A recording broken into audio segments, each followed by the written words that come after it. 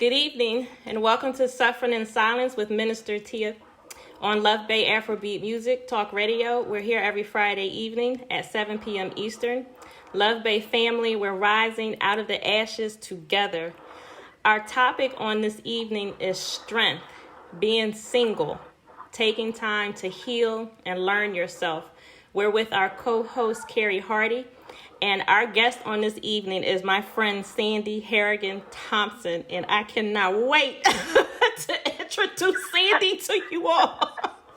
Hi. Listeners, if you have questions or comments for our guest or co-host, you can email us at sufferinginsilencedv@gmail.com.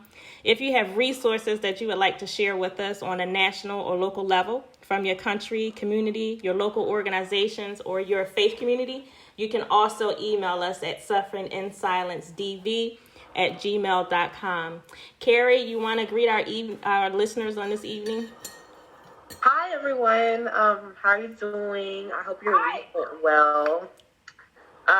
So my name is Carrie, and Tia just said that, so I don't mean to be redundant, but I am a writer. I help edit her book, and I love writing on women's stories, their narratives, and just the different types of things that women go through on a day-to-day basis. I also write on trauma, and and my email is imagesattainable@gmail.com. All that's spelled phonetically, and then so it's images attainable. So like images, the word images, no space, and then the word attainable @gmail.com. And then my Instagram is Carrie Hardy 23, KERRIHARDY 23. Thank you so much, Carrie. Sandy, please introduce yourself to our listeners on this evening. Hi, my name is Sandra Harrigan Thompson. Everyone calls me Sandy. I'm an ordinary woman living an extraordinary life. First of all, I have to say thank you so much to the Luv Bay Afrobeat Music Talk Show Radio. Thank you so much for giving me this opportunity to be here, to be with Tia May and Carrie. Thank you so much for allowing me to be here. That's what just let me get that out first. I'm an extremely grateful person, but I'll be saying that probably several more times, and you'll understand why I'm so grateful just to be in your presence in this moment in time. Yes. I've been working on a book for about 5 years now, my very first book, and I thought I was going to be writing since I'm 2 years away from being 70. I know I look good. I know. Yes, you do. But this is 2 years off 70. You don't see the wear and tear, on the outside. The outside, God has preserved rather nicely. So, but I've been working on this book for 5 years, and I've always said, why do writers, say they had such a hard time? They've been, it took them years and years to write whatever story they were telling. And I find I'm a freelance writer, and I'm a part-time blogger for the Well Project, which is a women's organization that helps women living with HIV. I do a lot of things, but in writing this book, the hardest thing I've ever done in my life, I can't even think of a thing that's been more challenging for me to do as to write this story. I live an authentic life. I'm truthful and transparent in everything that I say and do. I just find that it's so much easier that way, just to get it out the way, just tell the truth, just be transparent with it. Everybody doesn't like me and not always really care about what I'm saying, but I just put it out there anyway because that's just who I am. But in writing this particular story, it's been deep. It's been soul-searching. It's been ego-checking. It's been accountability for my own actions, which I really wasn't aware of because a lot of my life I've been living in denial. And not in the Nile River in Israel or anywhere, just living in my mind, not in the place where I should be. I mean, for various different life reasons. But I just want to emphasize how hard. It's been 5 years, and everyone that knows me knows I've been trying to write this book. I'm like, stand by, an ordinary woman living an extraordinary life is coming out soon. And as I've been working on it and challenging myself to keep it real, to keep it honest, to keep it above board, and to above all keep it motivating and encouraging and inspiring, that's hard to do all that. Yes. And to keep it clean also. You know, it's a mixed audience all the time, and I just want to present myself in the best way I possibly can. Yes. I made my peace with God a long time ago. He's forgiven me and shown me grace and has supported me and taken care of me. All glory go to God always. You know, first and above all things. But as I'm here and now, I'm going to give you a little synopsis of my story, of the last 30-something years of my life. I'm 68 and a half, no, not even 68 and a half, I'm 68 years old. And this is only about the last 30 years of my existence on this planet.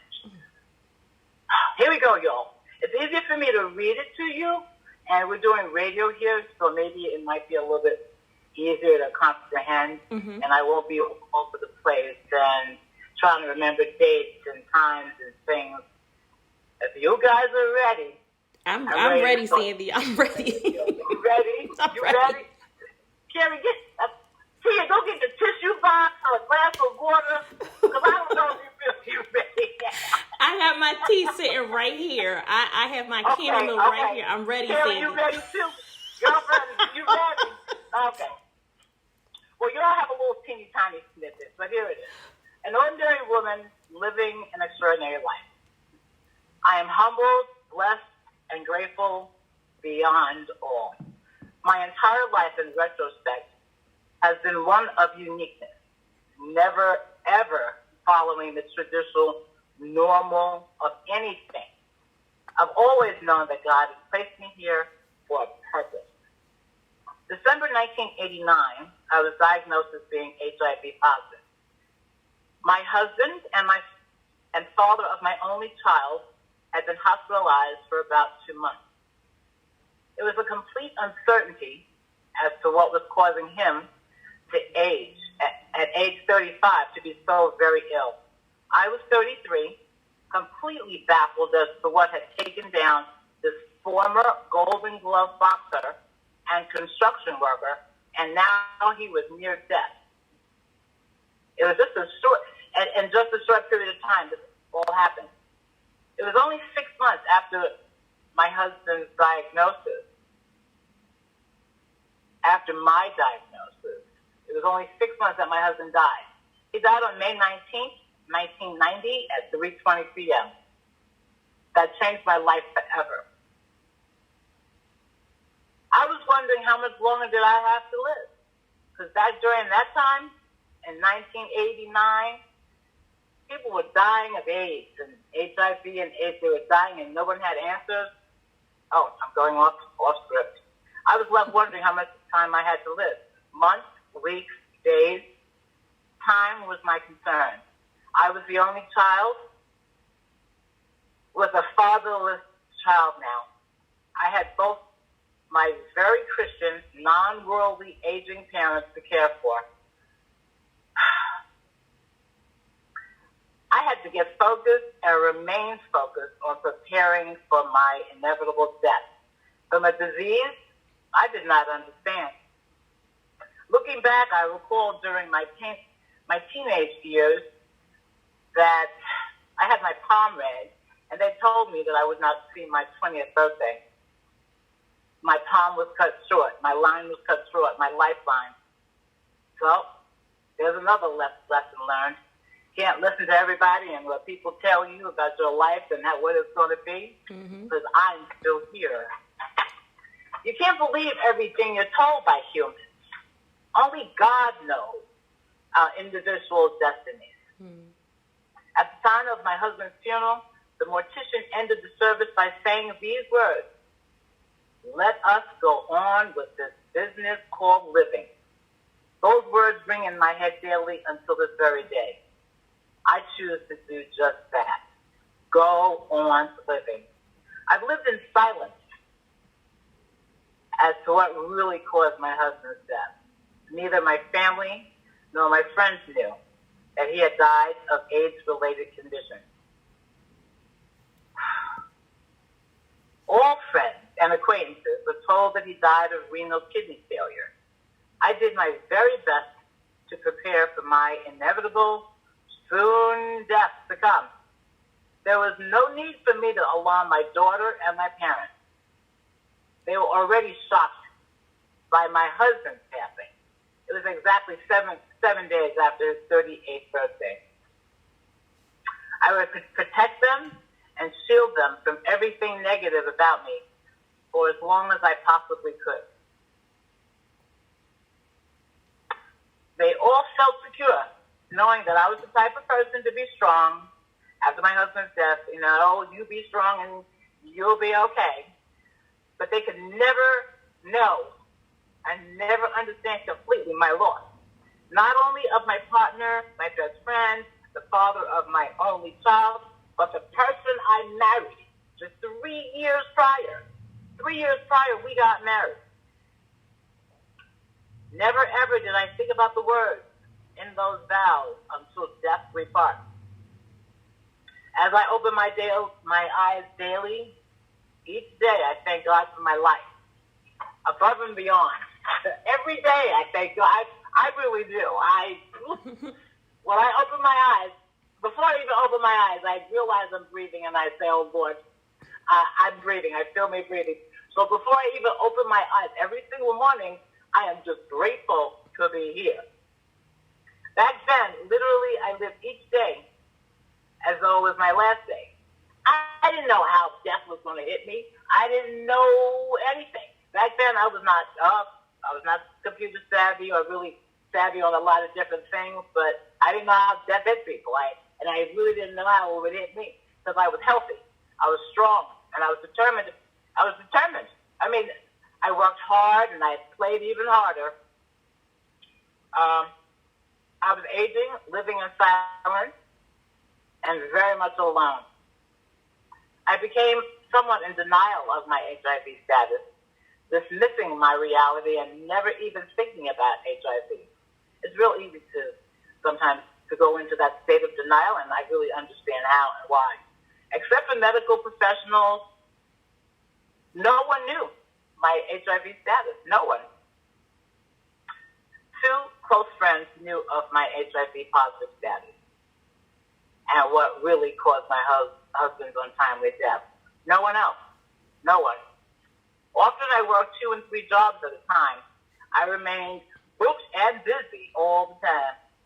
I also partied as hard as I possibly could. I used drugs and alcohol to cover and mask my inner pain and suffering that no one knew. In the back of my mind, my life was short, and mine was destined to be even shorter. Living my life to the fullest and trying hard to be a good person was my daily goal, and still is. Every day I try to be the best I possibly could be and just be the best at whatever it is I'm doing. Helping others to feel good, at least, and to smile came naturally to me. Early in 1991, I got Bell's palsy, and I knew this was a stroke or a sign of my deterioration. I knew this was the first indication of my decline. I was retested for HIV, and yes, I was still HIV positive. Repeatedly, over and over, every 6 months, I was tested for HIV and still positive, but still healthy. From the beginning, I had extremely high T-cell count. I never had a countable viral load. I was always undetectable. Therefore, always undetectable, always high T-cell count, and never a need for antiviral medication. No medications ever. I had been living with HIV with excellent health for many, many, many years. Right now, I'm in my 33rd year of living with HIV, healthy, without any antiviral medications, without ever being sick, without having anything else that affects everyone else, just about everyone else, in the HIV/AIDS community. There are 38 million people living with this disease. There's only, I'm off script, but that's true though. It's only 38 million. It's 38 million people that suffer with this disease, and there's only about 0.1% of people that are called non-progressives and elite controllers, and there's only 500 people that they know of that are like that. That includes me. I feel, let me go back to what I'm reading so you get the point here. I'm sorry, pardon me. I knew I'd go off track because I get passionate and I get, you understand where I'm at here. By God's good graces, and only God, I was able to care for my parents with compassionate and dignity and respect until their dying days. I was their only child, and I would do it all over again. My mom and dad really took my mind off my personal life.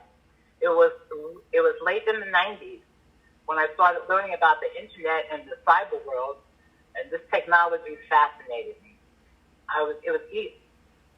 I eagerly joined chat rooms on AOL and Yahoo for places to connect with other people living with HIV and AIDS. Anonymously, of course. This seemed to be safe for me. And I was not told about any support groups. I did not know that was even a thing. I never had support. I never had anyone I never had any support at all. I was really in this world on my own, preparing to die. In my head, I thought I might even have, at one point, I might be able to find a new companion living with HIV online. I met a few people, some really nice, some really cool, some really welcoming. And then there's those other people. Not many, but enough to make me feel different again. I never hide my details about my HIV status. Never. I would quickly tell them, what my numbers were and how many T cells, and because I thought that I was doing something, just telling the truth. Mm-hmm. I didn't realize that those numbers were way too high for anybody that's sick and not feeling well to be listening to them. Nobody really cares about how well you're doing when they're not feeling well. Mm-hmm. I quickly learned not to share all of my specifics of my experiences or lack thereof with HIV. I kept it private. I recall being chastised verbally abused and made to feel horrible about not being sick.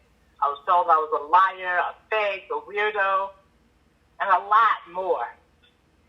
Stigma within my community of peers of HIV-infected people. After a few beatdowns, I learned my lesson. Keep your story to yourself. Feeling isolated, diseased, but not diseased enough to be a fellow sufferer, that was hard. Because that was hard. There was a lot of things that went on during that time. But once again, odd one out of the group. So here it is, 1999, April 24th, 1999. My grandson was born. I'm a grandmother. Picture that. I've been living with HIV for 10 years. And now I am witnessing something that I never anticipated happening. I am a grandmother having a grandchild. I felt something inside me, and that kicked in. It kicked in really, really, really hard because I hadn't been paying attention. For the past 10 years, I've just been living and doing and going and doing and living and doing and more living and doing. But I was still alive. I was well, and I was healthy. Healthy as all. That was my blessing. That was God. That was God. And it just kicked in at the birth of my grandson. Okay, so here we go. Down the line, Oprah was on her campaign, her AIDS campaign in Africa, and making AIDS awareness and doing what she was doing. And so I felt it was time. I reflected on my life and thought it was time to end my silence. I've been alive and healthy for over 10 years, living with HIV. So I wrote to Oprah and her producers in tears, exposing myself as a survivor, never on any medications, never being sick. I was a non-progressive. I offered my body to science. I used my real name and sent $100. I Didn't have that $100, but I sent it anyway. I received a thank you for the money, but I never heard another word from her team. So I tried. I tried to turn myself in. I tried to be a science project. I tried. So 2002, my medical provider was incarcerated for insurance fraud. And this gave me the freedom to find another medical provider. I did not know my trusted doctor was also using my blood for who knows what. He had to know. I've been seeing him for 10 years. For 10 years, he's been taking 7 vials of blood from me every 3 months. Anyway, my GYN, knowing my status, recommended that I see a fellow colleague of his, an infectious disease doctor. He said she was very interested in meeting me. Her name was Dr. Louise Murray Boucard. She was a godsend to me. This doctor was truly amazed by my history of living with HIV. She had never met anyone like me. I was chosen to represent the clinic to become a cast member. I was invited to attend the Ryan White Cares Conference in Washington, D.C. That experience was an experience of a lifetime. There was more information there than I could possibly absorb. Priceless information. In the 3 days that I was there, I attended as many 30 to 60-minute sessions as I possibly could. I met doctors from all over the world, educators, nurses, medical researchers. And my experience was an experience I'll never forget. It was really gave me an eye-opener. And what I really found most interesting was the stigma that is behind HIV and AIDS. As I listened intently to men and women from all over the country speak, I began to understand just how much stigma is almost as harmful as HIV/AIDS itself. For example, when someone hears that a person has cancer, their reaction is of immediate compassion and concern and empathy, yet often the reaction is totally different with HIV and AIDS. This is where education and support are urgently needed. Stigma and discrimination is a major barrier to the effectiveness of not furthering the spread of HIV. It was 2012 when I really began to learn my purpose. I began seeking out support groups and researchers who were very interested in people like me. HIV Elite Controllers, non-progressors. I was told that due to my genetic makeup, I naturally control the HIV virus in my body. Like I said, I'm at 0.1% category of 38 million people internationally living with HIV. Knowing my now senior life and great health can help others is a blessing. Elite Controllers have been diagnosed as HIV positive people for over 20 years plus. They've never had any antiviral treatments. They have never had a detectable viral load. They have maintained over the years a very high CD T cell count. They have extreme CD8 fighter cells. These people never get sick, nor are they expected to go move on or to progress on to AIDS. I have been privileged to participate in several clinical studies at the National Institute of Health in Bethesda, Maryland. Scientists believe that volunteers like myself just may have the answers for vaccines and even possibly a cure. We are used for our blood and body parts literally. We give our time and body parts for HIV community and the world in general. New disclosures and scientific findings are found every day. People like us, do whatever we can do for one reason only, and that is to offer hope. Not only hope for HIV, but other diseases that they're finding that the CD8 and us help to fight and kill. We're not under the limelight. We're not in the spotlight. And those of us that volunteer are simply doing so because we want to give back, because we realize that we have been given a gift and that science needs us to help find answers. So I feel like a grain of sand on the ocean's floor. I say this all the time. And I'm humbled to be a part of something so much bigger than me. And until I am told I am no longer needed, until there's a cure, I am dedicated to do all that I can do to fight HIV, end the stigma, encourage people to get tested, know your status. Just know your status. Even if you don't live a promiscuous lifestyle, or if you whatever, you should just get tested and know your status. You never know what happened 10, 15 years ago, and somehow a flu, you got infected with some blood you don't know about. You might just be an elite controller. You might have been carrying a disease. You might be healthy. You might have things that you don't know. Who knows? Just get tested, know your status. It's always so much better. And that is my message, basically, that I want to encourage people to do. Know your status about HIV and to live a positive life. Enjoy every single day, because it's a blessing from God every single day just to be here. That's basically the highlights of the story.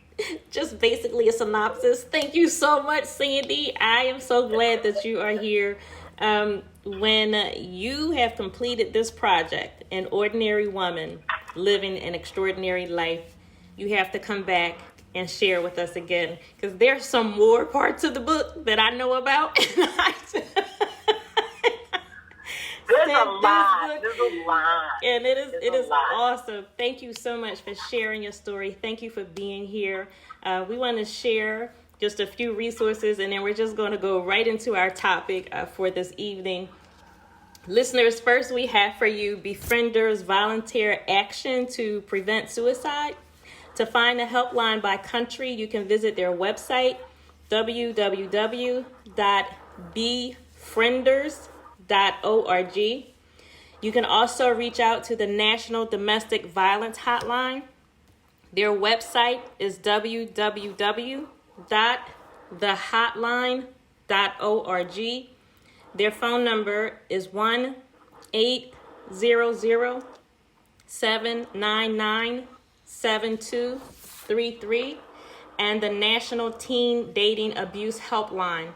Their website is www.loveisrespect.org, and their phone number is 1-866-331-9474.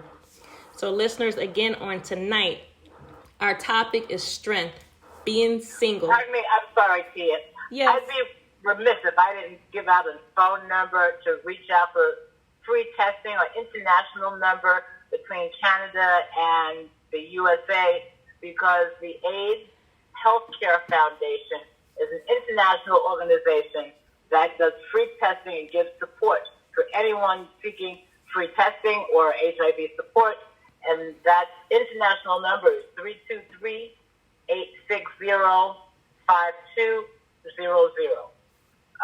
There's two other places, Philly Site, Philadelphia, that is also free testing and support, and that's right here in Philadelphia, Pennsylvania, 215-985-4448. Also AIDS Delaware, local number 302-652-6776. Pardon me, I just had to share that. Thank you. Thank you very much. No problem at all. Luv Bay, we welcome you again to Suffering in Silence with Minister Tia on Luv Bay Afrobeat Music Talk Radio. We're here every Friday evening, 7 p.m. Eastern, with a replay on Tuesdays at 7 p.m. Eastern. Luv Bay, we are continuing to rise out of the ashes together. And again, as we go back to our topic on tonight, strength, being single, taking time to heal and learn yourself. And so, Sandy, I want to start with saying a lot of people see fear in being single. And I attribute that to being uncomfortable with yourself, because you need to know yourself. You need to learn yourself. So what would you say, Sandy? How would you advise someone to take the fear out of being single? Because it's not a curse. Being single, if you walk in it the right way, it's a blessing. It is. So Absolutely. what would you say? Absolutely. Let me just say those one more time. I'm not a professional. I know nothing about anything. I can only speak from self and from my personal life experiences here on this planet. And what I've learned along this journey called life. I understand people have fears, and I understand there's all kinds of fears, and there's reasons for those fears. And I'm not saying anything is. What I'm saying is people that need to really self-check. Yes. I believe you need to have developed self-confidence in yourself, believe in yourself, and understand yourself first before you can extend yourself to anyone else. Just like when you're taking an airplane, when you're going to be on an airplane, you have a child with you, and there's a situation that the oxygen comes down, they say, put that oxygen on yourself first. Yes. Because you need to sustain yourself first and put yourself together first before you can help anybody else. So being single, you really need to love yourself, appreciate yourself, enjoy spending time with yourself, treat yourself, enjoy your own company. We often project our energy out into places, or give off vibrations that we attract things to us and people to us or whatever. So I always suggest to put out a positive energy because you're going to get that back. Being single is not a bad thing. It's a good thing. But I personally, here we go with my personal. I'm in a position right now where I don't qualify to be with. I don't qualify to be with anyone else right now because I am not projecting what I am looking for. Because I've had many men in my life, several marriages and a few things, and life is good, and I like being with people, but I know I got to check myself first, and so I can give off the positive energy, something to vibrate off someone that is going to give me back the same thing that I'm giving. Mm-hmm. That we'll make it together because we both share the same energy. Before it's a good thing to say, I need somebody to be at the house with and take care to share the responsibilities and all that with. But if you're not checking yourself to make sure you're in a good place, you're not going to attract anybody that's in a good place also. And years ago, we used to say that, honey child, there's not that many men out there. There's not too many men left. I just checked on the statistics of the 2020 census. We're just almost about even. There's just as many men as there as women now. So there is an open out there. There's people out there. We don't have to be single, but we need to be in a condition to receive something that we want or that we desire. So I probably skipped all over the question and skipped over the fear part. But this is just my opinion. From an ordinary woman, this is how I feel. Oh my goodness.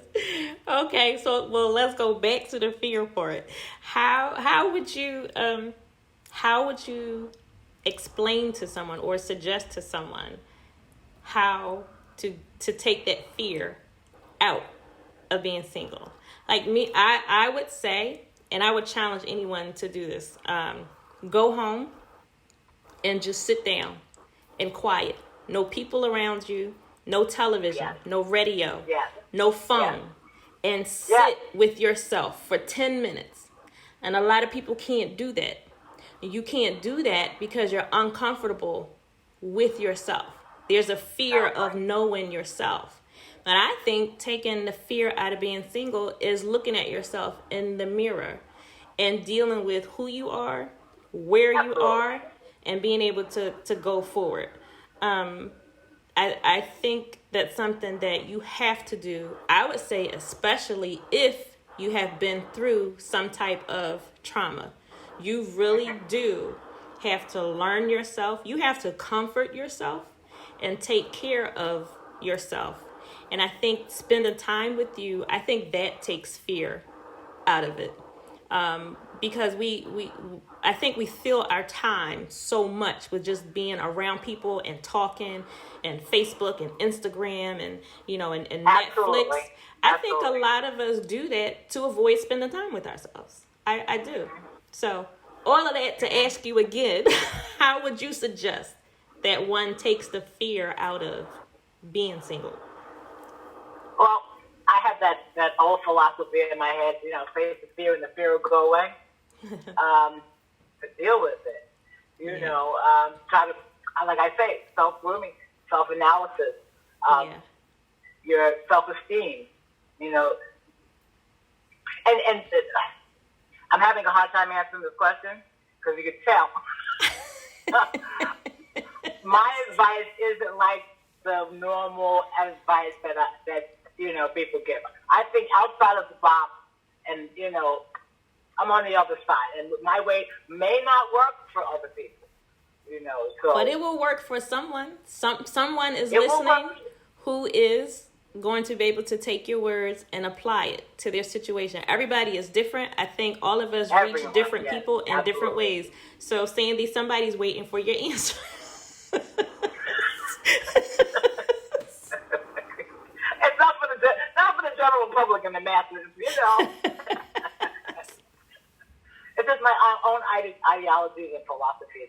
And I mean, I've been fearless most of my life, and most of the things I do, I've been the brazen, bold one that's gone to the closest to the edge, and without fear, and with faith, and knowing in myself, knowing that God got me. I know that. He's proven it over and over again. And so therefore, that's why my issue is with fear itself. Right. So, and I usually, when I'm in a fearful situation or dealing with a fear, I pray. I say, Lord, please help me with this, please. I go right on in, So that's why it's challenging for me to give it, just anything beyond my concept and opinion on how to deal with fear of being single. Single is a blessing. I mean, it's a privilege to have time where you don't have anyone else's baggage to deal with. You don't have anyone else's pain or health or concern, or their other outside issues. It's a great place being single and able to think freely and create and be able to help some other people along the way instead of just one person at the household staff. So I admire young women that are growing up now and the generation of so many different things that I'm unfamiliar with and how, their interactions are different. So I understand this major situations, and I pray for all of them. I don't know what to do. Carrie, what do you think? How would you suggest, or your thoughts on taking the fear out of being single?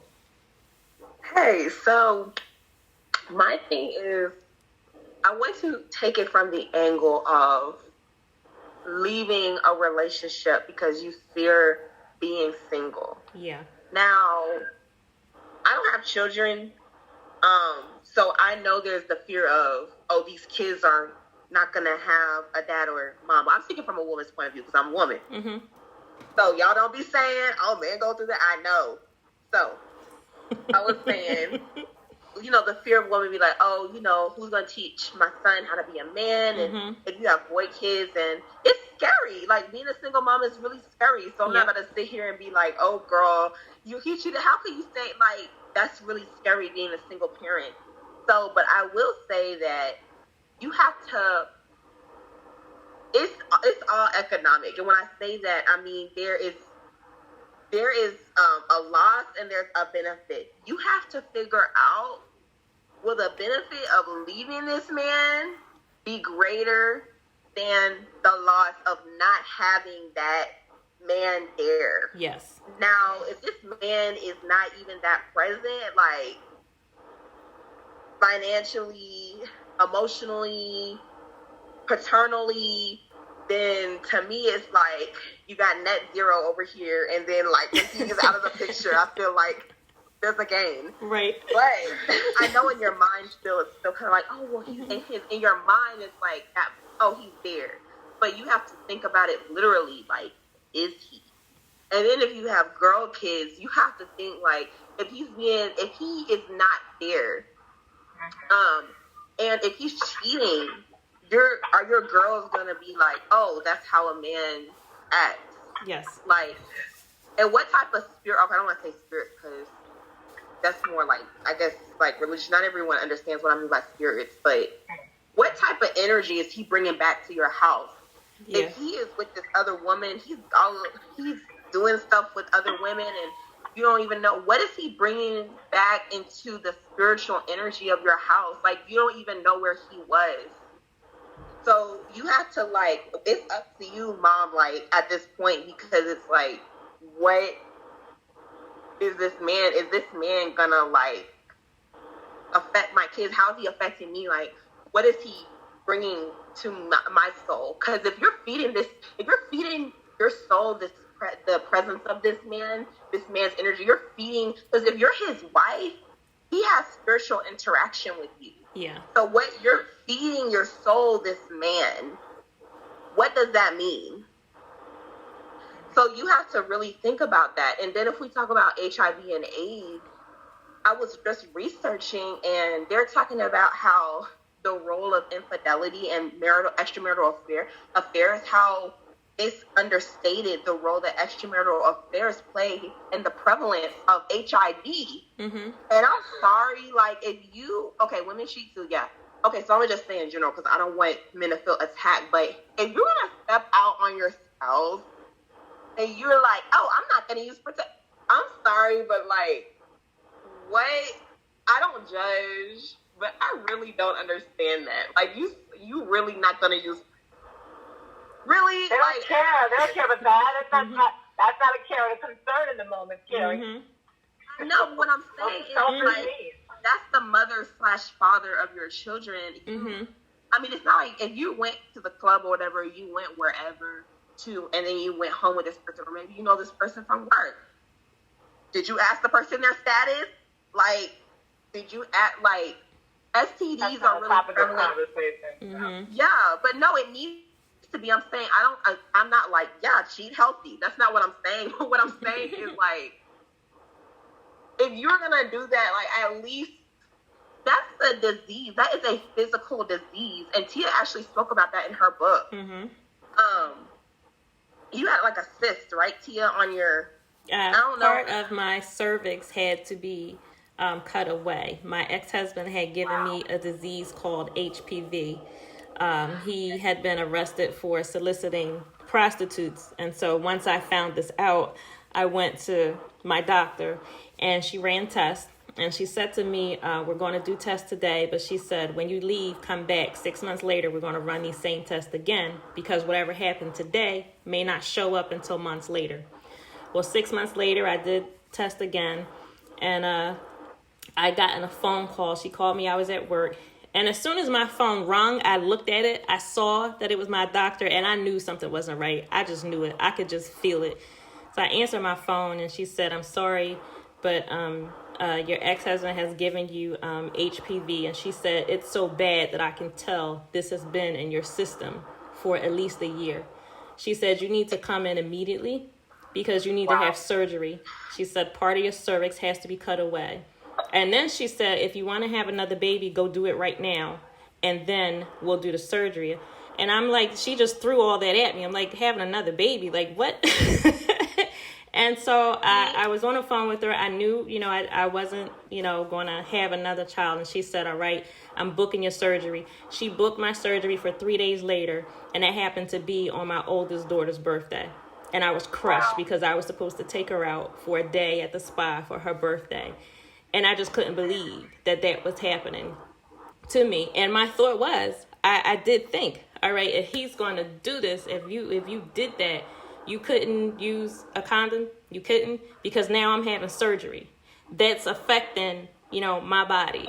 And so now today, if I wanted to, I can have children, but there is a chance that I can go into preterm labor because I had that surgery and part of my cervix was cut away. So I personally do, understand being on the receiving end of that. But there was no care. There was no concern. He wasn't thinking about me. Nothing, at all. He did what he did. See, that's what makes my blood boil. Yeah. That makes my blood boil because it's like, really?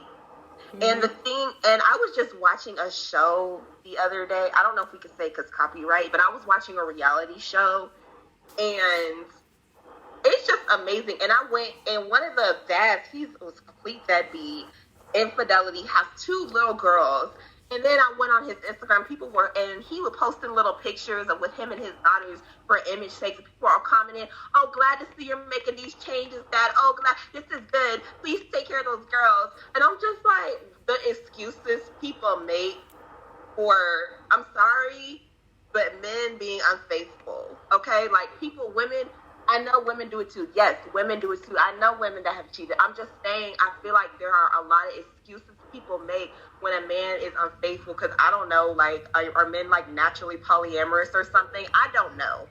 All I know is that I'm trying to find a way to justify it. I'm trying to find a way to. No, there's no way to justify it. People, you make a choice. You have a choice to make. The excuses just burn me. I'm like, why? And why I'm saying that is because women, when we feel like that's our husband, we want to make excuses and we want to preserve our family and we want to heal our marriage. What I'm saying is you have to watch those excuses. Like, of course you are his wife and y'all have to meet each other halfway and you have to have empathy and compassion. But at the same time, don't make excuses to the point where you're putting yourself at risk for all these types of things, all these spirits, all these diseases. Don't. So with that, I agree with your analogy. You gotta do the economics on that. Outweigh your debits and your credits. Girl, like, if you're terrified of him, that is different. But what I'm saying is, okay, that's a different subject because you got to make an exit plan and you got to do everything. That's a whole nother. But if you have a choice and you can, I'm saying if you're not, because some men are, they're real manipulative, and maybe you have some internalized sexism going on, which is basically when you've been taught certain things and then you accept it as your own reality. So maybe women are less smart. Like, you really start to believe, you internalize that. So just be careful with the excuses. Now, if you're terrified of him, that's another thing. We'll talk about that in another episode. But for not being in that situation, you gotta see, because divorce is not like the highway to hell. Divorce is not catastrophe, total disaster. Because I feel like when some women, they think divorce, it's like disaster, catastrophe, like homelessness. But I can tell you, well, to be honest, for some it is in that way. There are some women who lose everything that they got, and so, but you have to make a decision in front of you. Which way are you going to go? If you have the choice to leave, if you can. Well, some women, when they make the choice to leave, they're making a choice to leave a home and they're going into a shelter.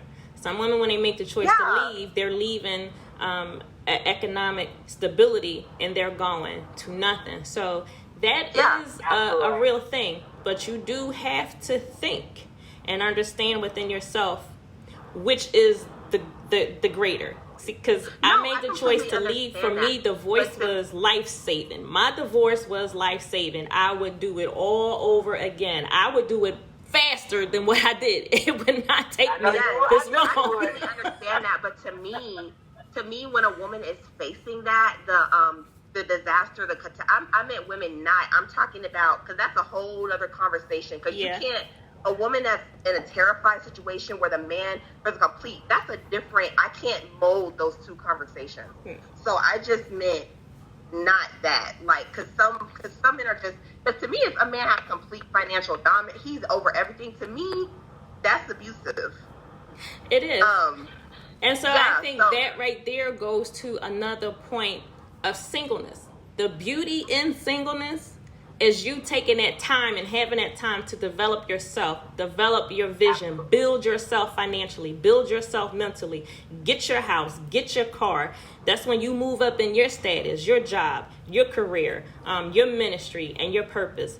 Being single, that's the time where you really focus on you and you accomplish your goals. So when you come together, with another person, you're bringing something to the table. He should be bringing something to the table. And then even if that table splits in half, you still got you.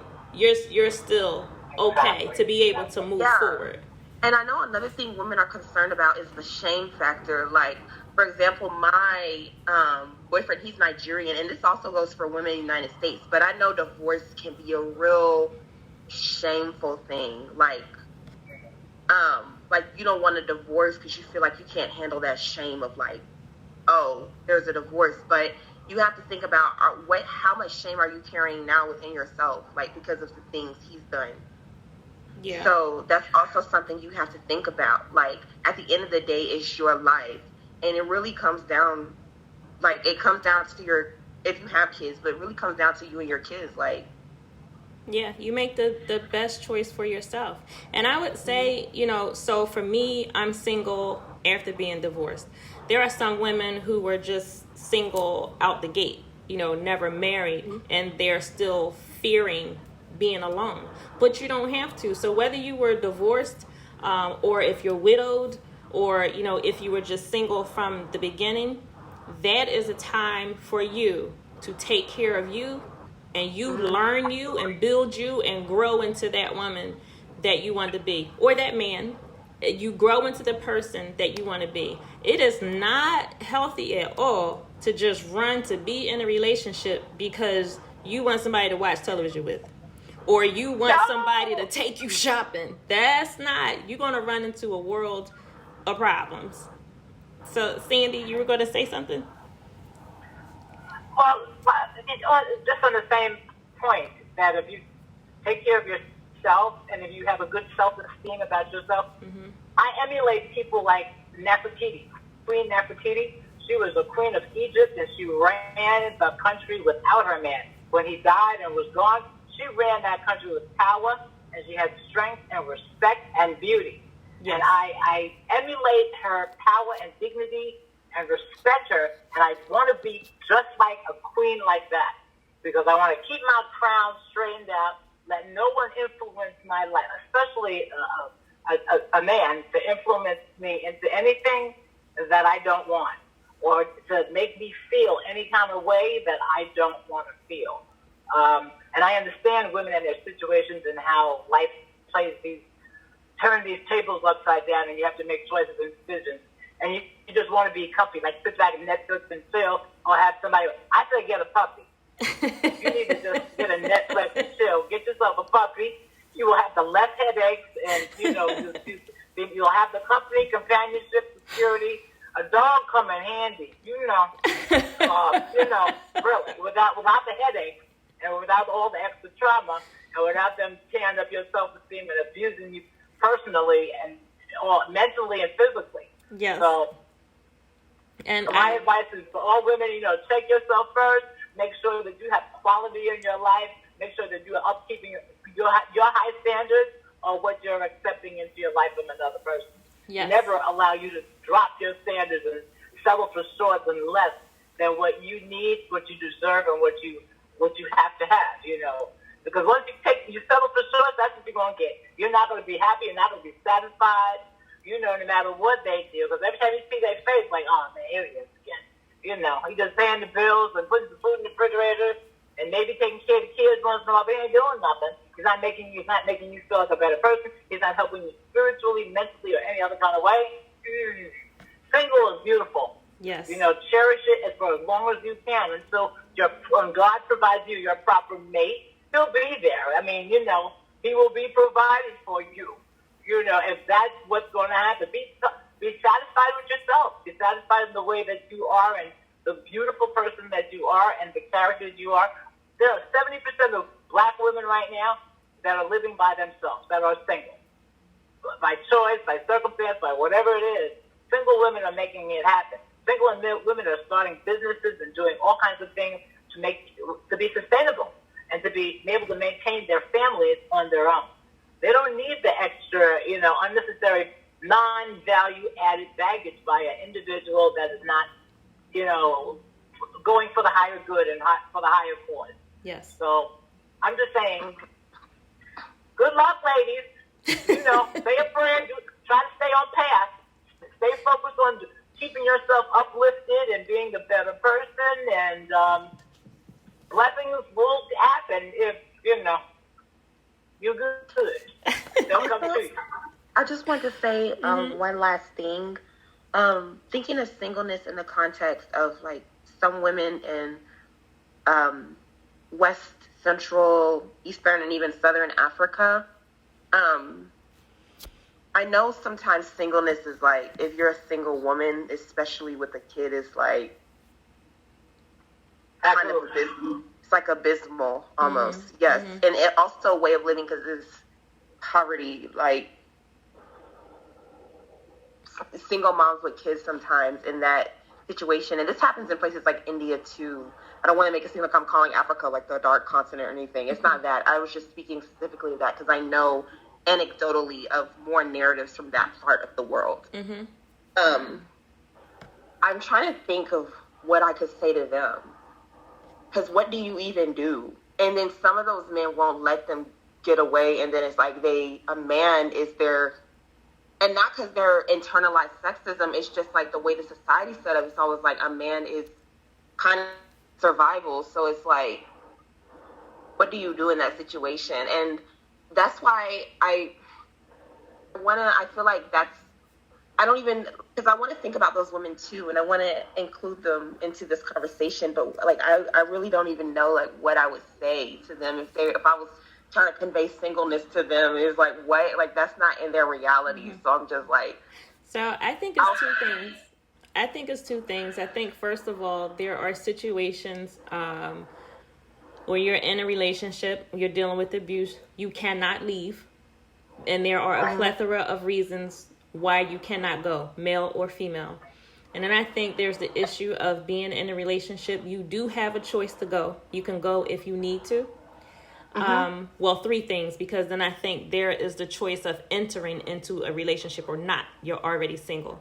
So with all of that, I say that if you're in a relationship you can't get out of, or if you are able to leave, or if you are currently single, you still have to take advantage of the time that you have to advance in your healing process. You have to take the time to develop yourself emotionally and mentally. So to that woman in Africa or India who is in a relationship because of culture and she can't or maybe doesn't fathom singleness the way that we do, still love you. Still take care of yourself. Still focus on you.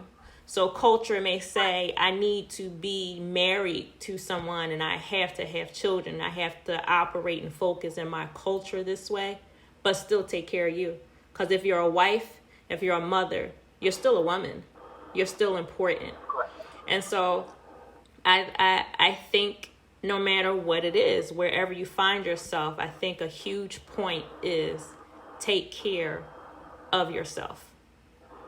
And I think that's the only thing that we can say in some situations. You have to redirect your energy to use some kind of way. You have to find a way to support yourself.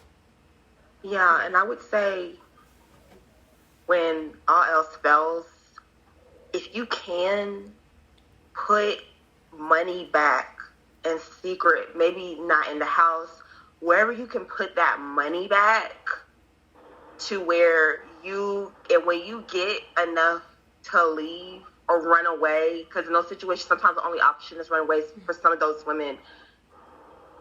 When you get enough, when you put enough back, run. Like, that's what I would say. Because I feel like, because I've read things that's just like, oh my gosh. And that's like the only option. So I just wanted to include any woman in that conversation living in. Yeah. What'd you say? So that I would say that's a totally different situation. That is having to flee and leave an abusive situation. That's not a choice about being single or not. That's about just saving your life and doing what you need to do for yourself. So in that instance, yes, you if you can put money away and have a safety plan to move out of that, you do that. In my case, I had a safety plan and I was saving money, but my plan fell apart. He deteriorated so quickly that I had to toss that part of my plan out, and I just had to leave. So I left with a lot less money than what I planned on having. But that issue in itself, that's a completely that's different than just making a choice being single because you want to be in a healthy place and take care of yourself. That right there is abuse, and that's taking care of yourself, and that's, you know, having a plan to go forward. And so we recognize all of these different areas. And Luv Bay, we also recognize that, you know, nothing that we say or bring across is going to be resolved or, you know, wonderful 100% correct answers come across in an hour. We know that. But, you know, the point of this program and these conversations is to just throw that information out there and to get people talking and to, you know, to spark a light. And so as we are coming at the hour, Sandy, I just want to give you a minute to just close this out. I thank you so much for being here. Thank you, Carrie, for being here. The hour just went by, and you have to come back, Sandy. But I want to give you a minute to just close us out with final words. Well, what I would say is thank you so much for having me. And I just want to encourage everyone to stay positive, uplifted, motivated no matter what. Focus on yourself, self-help, self-mastery, self-understanding. If we understand ourselves, like Maya Angelou said, in healing, once we've healed, you reach out to help heal someone else. And in my life, that's all I could possibly do. Reach out a hand to help you where you need a hand, and that gives me a reason for being and to live in my purpose. Women need to educate themselves, men and women. We live in a time where information is there. Educate yourself on any subject that you're interested in, that you're focused on. Educate yourself and surround yourself with people and women that are going the same way or have the same interests or single. Women that are single are bonding together with their resources and their tools and their information and their gifts in order to help each other. And that, I think, is key to our future, all of us, as a community, as all of us humans here on Earth, as a collective. I think our energy is powerful, and if we are jointly in love with ourselves, we can share that love with others, and within our community, we can all be better people, and we can help each other. So on that is my final note. Awesome. For now. Carrie, you have any final words? Oh, do I? Yes. Oh, I just want to say to all the women out there who are risking disownment, social shame, financial ruin, because I know even with some women who I guess would be middle class, just a divorce, the attorney and everything can be like financially ruined and everything like that. To all the women out there who are facing those things, just know that you are valuable. Yes. You are worth living life. Yes. You don't have to, you are not condemned to being dead while living. You have the right as a human being to pursue living. Yes. And whatever living means for you, if it means getting over a mental illness you're dealing with, like an eating disorder or something, or getting past flashbacks that you're having, or maybe even going back to school, if that's what living means to you, then you have the right to pursue that. And no one, not a man, nobody, not your mom, because I know mothers sometimes can be that. I know moms be like, oh, stay in that relationship. Like, even though, oh, he hit me. Oh, what did you do? Oh, that's a good man. Doesn't he, like, whatever, have this great job. And that's mom saying that. So whoever is telling, they do not have that right.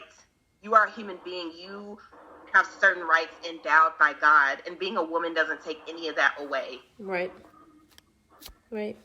So let us go on with this business called living. Yes. Yes. Luv Bay, if you want to catch up on previous episodes from the program on our YouTube channel, that is Suffering in Silence DV.